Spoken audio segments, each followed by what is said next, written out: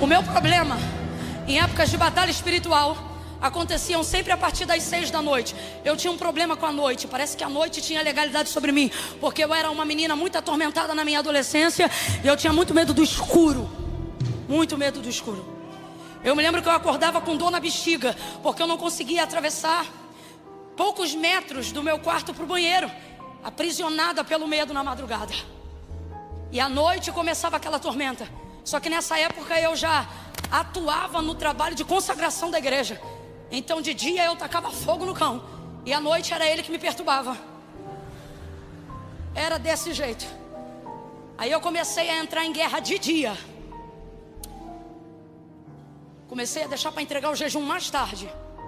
E comecei a fazer orações de joelho de 3 em 3 horas, sendo que às 18 horas, que era o período mais crítico, onde o meu problema começava, eu orava tipo assim, antes 10 para as 6 mais ou menos, que era tipo assim: quando ele chegar ele vai encontrar isso aqui, e aí vamos ver se vai ter poder.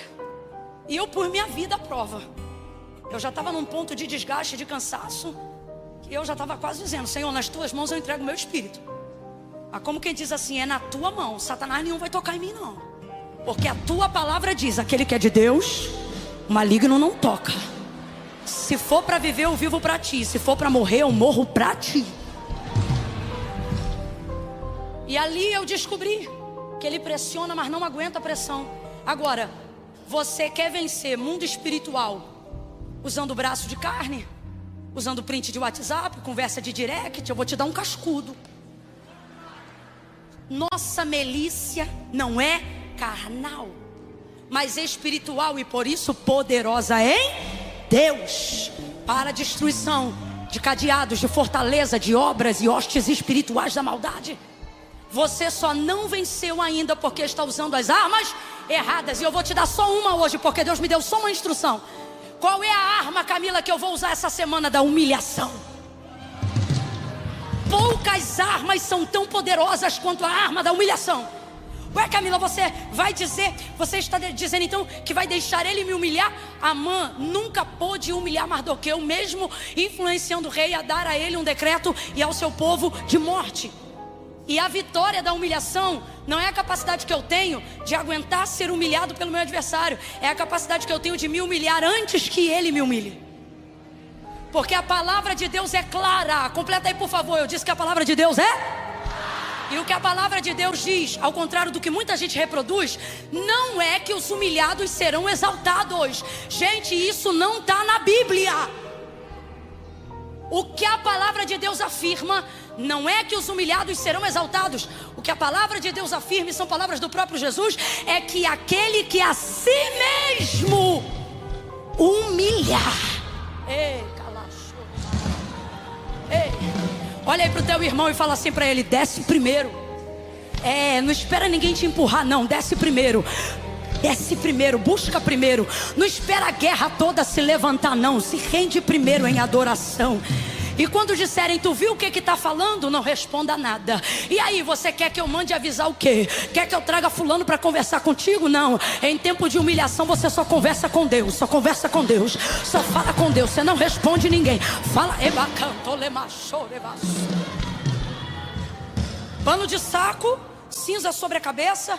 Em estado de humilhação, ele cria uma resistência contra o seu inimigo. Agora você vê, numa posição de fragilidade, ele cria resistência. Quem aqui já se sentiu como Davi, igual quando era perseguido por Saul? Você via, ele estava numa posição de humilhação, porque ele era fugitivo. E aí quando Saul ia atrás dele, não conseguia matá-lo, ele ouvia Davi dizer para ele: meu Senhor, porque o Senhor está preocupado comigo? Eu sou como uma pulga no teu reino.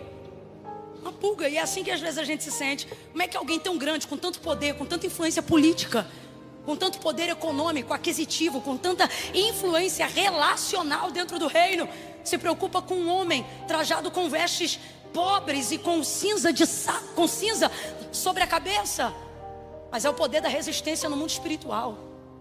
Deus está dizendo: não precisa demonstrar a ninguém que você tem, demonstra para mim, e eu vou dar o respaldo que você precisa para ter a resistência que você precisa ter nesse processo. Então ocorre que Amã, por causa dessa resistência, manda construir uma forca bem alta, porque ele quer que Mardoqueu saiba que a morte dele está sendo projetada. Então isso aqui é uma ameaça. Eu disse que isso aqui é uma. Vem comigo, igreja, pra gente encerrar junto. Eu disse que isso aqui é uma. E tudo que teu adversário pode fazer contra você é isso. O quê? Ameaçar. Camila, ele pode fazer mais se você estiver em Deus? Não. Tudo que ele pode fazer contra uma pessoa que está em Deus é ameaçar. Para quê? Para que você saia da posição. Para que por medo você saia do lugar que faz ele entender que você é resistência. Já percebeu quando tu dobra o joelho para orar, a água que está guardada no cano desce? O móvel começa a torcer. Quem já começou a oração de olho fechado terminou de olho aberto? É impressionante, é tudo para atrapalhar a posição de resistência.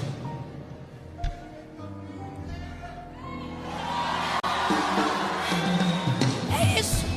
São ameaças. Abra comigo a sua boca e diga: são ameaças. Conta isso para o teu vizinho e diga: são ameaças. Diga de novo: são ameaças. Olha para mim aqui agora.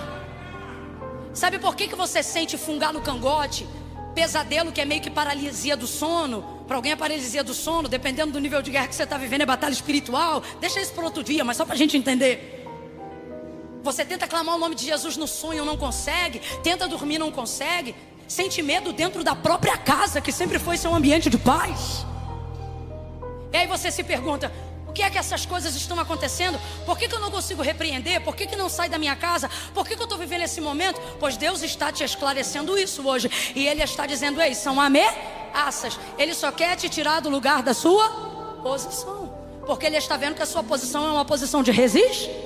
Então enquanto você está aí, ele ameaça teu marido, mas não mata. Ameaça teu filho, mas não mata. Assusta a tua casa, mas não destrói. Tenta afligir teu ministério, mas não te derruba. Porque todo o poder que ele tem é para te ameaçar, para que você saia. Se você sair da posição, aí a casa cai. Se você sair da posição, aí o filho morre. Se você sair da posição, aí o escudo sai na frente.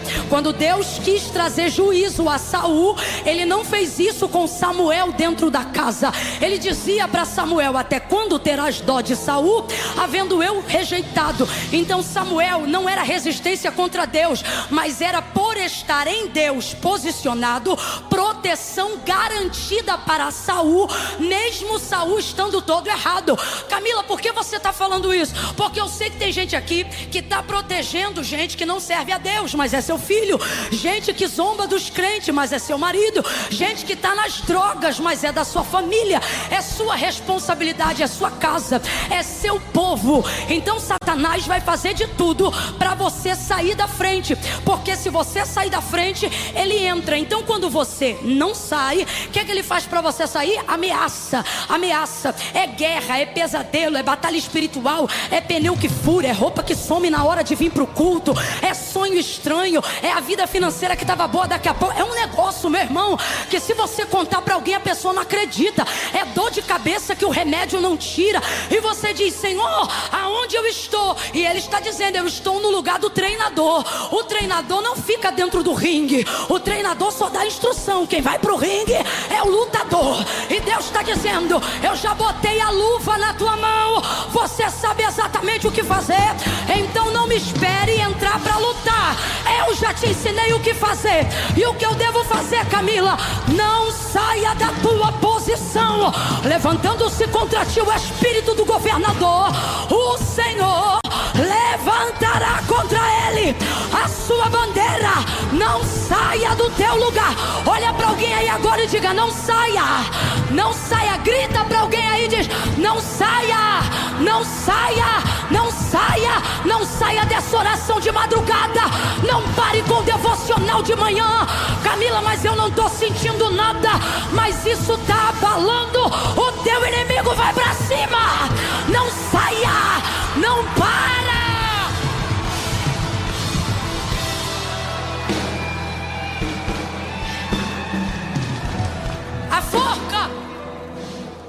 A forca era um jeito de Amã demonstrar poder para que Mardoqueu já considerasse se derrotado. Então é por isso que o inimigo ameaça. E por que ele ameaça? Porque ele só tem poder de projeto, ele não tem poder de decreto, de decisão. Então ele faz a forca e deixa tudo pronto. Porque qual é o plano dele? Amanhã de manhã eu vou entrar no pátio e eu vou ser a primeira pessoa a falar com o rei. Quando eu falar com o rei, vou pegar dele a autorização. E amanhã, antes do meio-dia, Mardoqueu já vai estar enforcado. Esse é o projeto de Amã. Vem comigo, vem comigo. Esse é o projeto de Amã. Esse é o quê? Projeto. Esse é o quê? Bora, esse é o quê? Tudo que você vê e ouve seu adversário dizer contra você não passa de um projeto. Camila,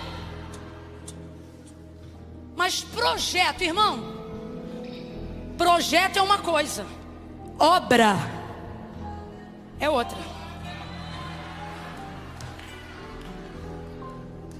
Você chama o arquiteto, ele pode fazer um projeto incrível. O nível de reconhecimento do que ele fez só vai ser respaldado assim, de maneira ainda melhor, depois que a obra for feita. Esse negócio é tão sério, preste atenção nisso aqui. Esse negócio é tão sério, a diferença entre projeto e decreto. O rei libera decreto, mas Amã só tem poder de fazer. Vem de novo, o rei libera. Tá fraco, o rei libera, mas Amã só tem o poder de fazer. Só vira decreto se o rei aprovar. Só vira decreto se o rei decidir. Então tudo que teu inimigo intenta, fala e ameaça e grita e faz contra você, não passa de um. Só vai se tornar algo de fato realizado se houver da parte de Deus um. Então entenda isso. Amã tem o projeto, inclusive já concluiu a forca. E tem uma burocracia real que funciona da seguinte maneira, ó. É assim, presta atenção. Se ele chega cedinho, igual ele fez, e ele manda anunciar que ele está no pátio, quando o rei permite a entrada dele, o rei não fala nada, porque foi ele que pediu para entrar. Então, se a presença dele é autorizada e ele entra, ele pode abrir a fala. Então, esse era o plano dele. Vou chegar primeiro e vou pedir para anunciar minha presença, porque daí quando eu entrar eu vou poder. Esse plano era perfeito se o rei tivesse dormido. Mas ocorreu que justamente naquela noite, o texto não diz que ele não quis, o texto diz que ele não pôde, não conseguiu. Eu tenho para mim que Mardoqueu está dormindo, porque quem ora tem paz para dormir. Mas o rei que decide não dorme. Aí você diz, Camila, o que isso significa? No mundo espiritual, é Deus dizendo pra gente hoje aqui que está debaixo de ameaça pesada: pode dormir, porque quem te guarda não dorme. O rei não vai dormir. Enquanto você estiver debaixo de ameaça, o rei não vai dormir. Enquanto você estiver debaixo de tortura, o rei não vai dormir. Enquanto você estiver debaixo de terror psicológico, o rei não vai dormir. Ei, Deus está mandando eu dizer para quem está tomando um monte de remedinho controlado. Ele está dizendo, fica tranquila, faz tua parte, que eu cuido dos teus neurônios, eu cuido da tua mente. Enquanto tu dorme, eu limito e determino a ação deste medicamento. Assim Deus me manda dizer para alguém, calma, tu não ficarás louca. Pode dormir que eu guardo tua mente, eu guardo tua psique, eu guardo teu raciocínio. O rei não pode dormir. O rei não pode dormir. O rei não dormiu. Então ocorre que na burocracia real o que rolava? Se eu anuncio a minha entrada, eu falo. Mas se ele manda me chamar, eu tenho que entrar calado, porque se ele mandou chamar, quem vai falar é ele. Aí então o texto diz que ele chega bem cedo, só que naquela noite o rei não pôde dormir. E porque não pôde dormir, tinha acabado de ler o registro. Esse registro aqui é o livro das obras, e é isso que eu queria falar. O livro das crônicas é um livro de registro. Lá não entra o que você tem vontade de fazer, lá só entra o que você fez. Deus tem um livro semelhante, chamado no livro do Apocalipse por João como o livro das obras. Qual é o nome do livro? Lá não entra o que você tem vontade de fazer, lá só entra o que você. Naquele dia não adianta dizer, tu sabes. Lá não entra vontade, lá não entra projeto, lá só entra o que foi feito. Então para com esse negócio de dizer, ah Deus, tu sabes. Ah Deus, se eu pudesse. Irmão, se eu pudesse não entra no livro das obras. Cada um será recompensado conforme as suas obras. Você trata de fazer alguma coisa, para a glória de Deus.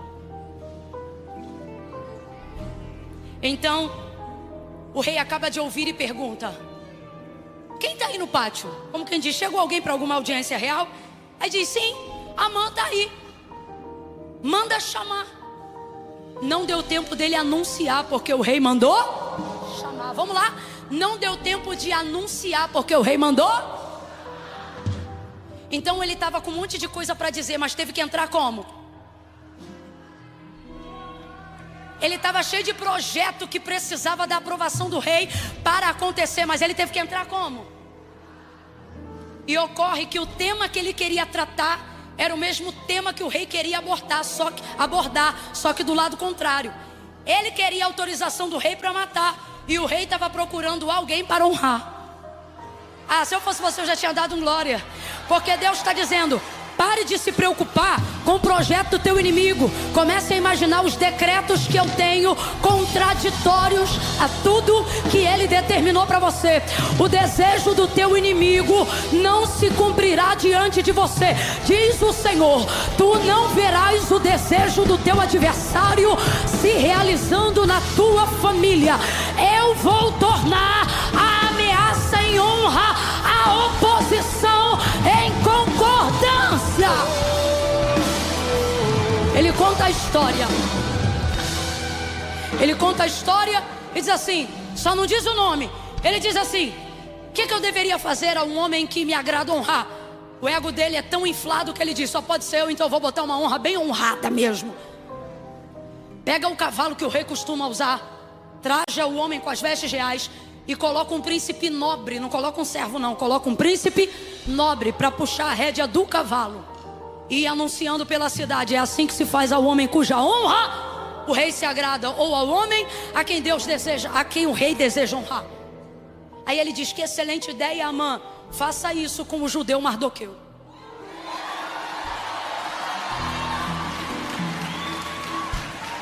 Aquele que te ameaça está dando as melhores ideias sem saber. Aquele que está te ameaçando,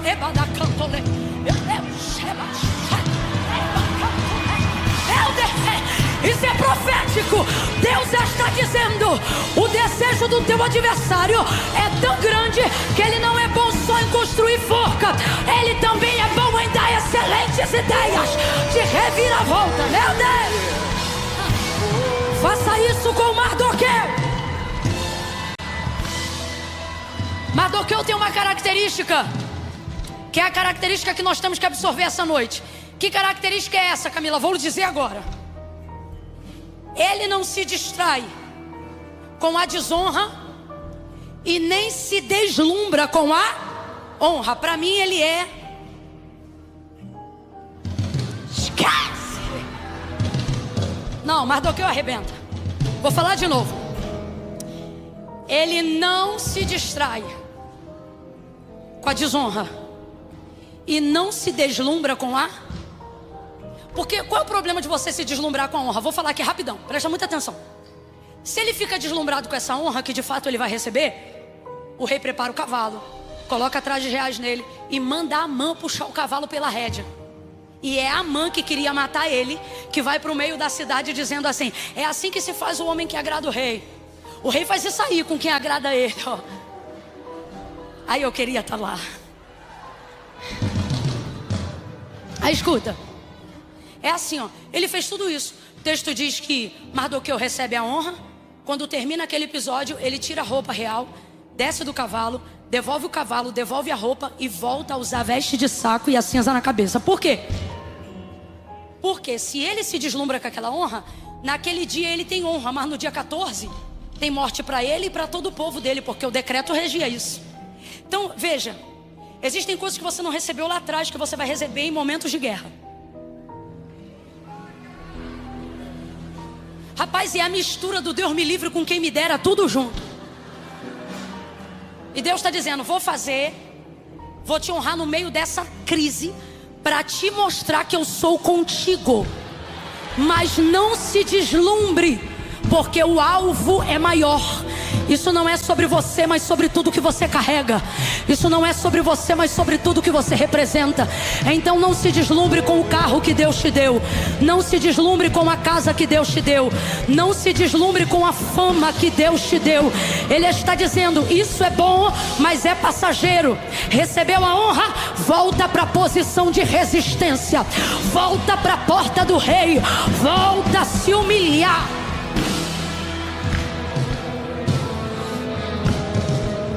Continuou em humilhação. Deus deu a ele instrução. E eu vou fechar a história por aqui. Mas se você não sabe o final, a maioria vai saber agora. O final é que Deus usou Mardoqueu para instruir Esté, que era sobrinha dele, esposa, rainha de Assuero. E ela, com toda a graça e favor que Deus lhe deu, porque Esté não conquista na beleza. Vou abrir um parêntese rapidex aqui para as irmãs. Eu não sei porque nas peças teatrais sempre botam a menina mais bonita da igreja para fazer Esté. É uma mania que tem. Ah, é porque o texto diz que Esté era formosa. Irmão, formosa no Império Medo-Persa. Respeita as irmãs Medo-Persa. Estou falando de uma das mulheres mais bonitas do Império. Não foi beleza, enganosa é a graça, passageira formosura, mas a mulher que teme ao Senhor, essa será louvada. O texto é claro em dizer que Esté alcançou de Deus graça. O que ela tinha? Favor. Já conheceu gente que tu olha e tu quer dizer não, mas não consegue dizer não? Gente que todo mundo diz não, mas quando é para aquela pessoa, sim. Graça, favor. Ela tinha graça. Deus então faz ela ser favorecida. E debaixo de uma instrução, ela entra por um caminho de estratégia, aonde Deus dá vitória ao seu povo, dando a ele a oportunidade de lutar. Eu acho lindo que Deus vê o seu povo sendo perseguido e não esmaga seus adversários sem dar ao seu povo uma oportunidade de lutar. Por isso eu entendo a chamada de Deus para Israel, que significa príncipe, aquele que luta com Deus. Deus está dizendo com carinho para a gente aqui: não pense que te ajudar é eu te poupar de todo sofrimento e pelejar a tua peleja. Ele está dizendo, não, te dar vitória é te ensinar a lutar. Você diz, Senhor, por que tu não resolve minha vida de uma vez? E Ele está dizendo, porque eu estou te ensinando a lutar. Então Ele vai dar a ela todo um caminho de estratégia. E graças a essa estratégia, Deus ensina seu povo, lhe dá uma oportunidade de lutar. E eles vencem, diga glória a Deus. Agora, aonde mora o início de toda essa estratégia? Na capacidade que Mardoqueu tem de não ser destruído pela crítica e não ser deslumbrado pela honra. Ele manteve a posição antes e depois. Que lugar é esse? Lugar de humilhação, de resistência, de oração, de armas espirituais. Há uma brecha, uma lacuna de Deus aberta hoje aqui. E Ele está dizendo, quem quer discutir, quebrar pau, arrumar confusão, vai para um lado. Quem não quer fazer nada e vai deixar o diabo destruir a casa, vai para o outro. Agora quem hoje quer entrar na brecha, na posição, Camila, não vai ser fácil. Mas Deus não chamou a gente para escapar. Deus chamou a gente para triunfar. Quem triunfa não foge, enfrenta. E eu estou dando essa palavra de encorajamento, porque para alguns aqui, o ano já acabou e vai terminar com derrota. E Deus está dizendo, daqui para o final de agosto até dezembro eu vou te dar estratégias de vitória.